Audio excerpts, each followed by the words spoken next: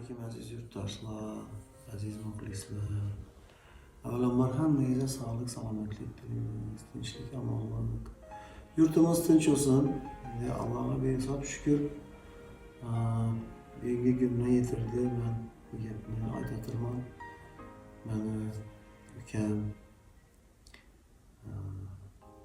jigarim O'zbek Qurbonboyev benim afsus bu hayot ekan.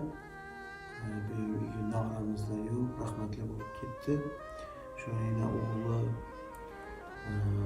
hozir aytib turardim, ot izini toy bosadi-da. Ashulachi bo'laman deb yana Allohga behisob shukr. Yana men ashulalarimni aytib, boshqa ustozlarni ashulalarini aytib, yana bugungi kunda bugun meni yonimga kelib, ota menga bir fatiha bering.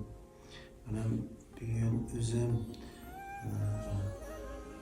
bir o'zim jiju to'y so'ratirman deb shu uchun menga kelibdi. Shu fatihani bering, men chiroyli qilib so'rab kelayin deb. Endi buguna yetirganman shukr. Allohga shukr. Shu uchun aytchakim, Mehruz bu san'at yo'li ansat emas. Bu ko'p mashaqqatli yo'l bu. Bu san'atda ko'pchilik o'ylaydi, ashula aytaman, ashula aytaman, shu bilan sizda bo'lib ketaman. Yo'q, buni avvalambor Alloh taolo omadni berishi kerak. Omadingni bergan bo'lsin Alloh. Keyin buni omadni yanında mehnat qilish kerak. Mehnat qilmasam bo'lmaydi. Biz o'zlarimiz bo'lganimiz yo'q. Biz ko'p mehnat etdik. Akang bilan ham shu birgalikda ko'p mehnatlarni qilganmiz biz.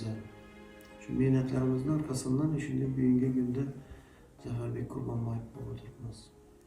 Shuning uchun sana shu avvalambor sog'lik tilayman, tinchlik, omonlik tilayman, sabr toqat tilayman.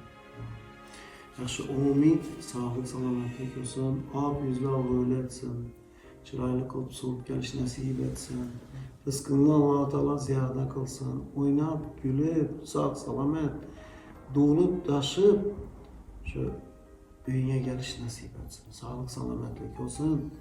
Allah'ın birinchi omadini bersin. İcadına omad.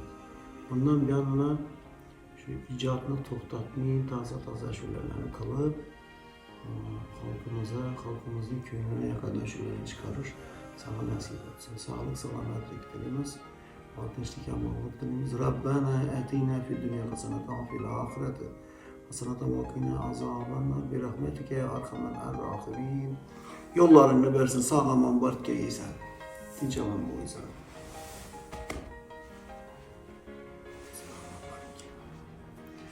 Hammangizni sağlık, salomat.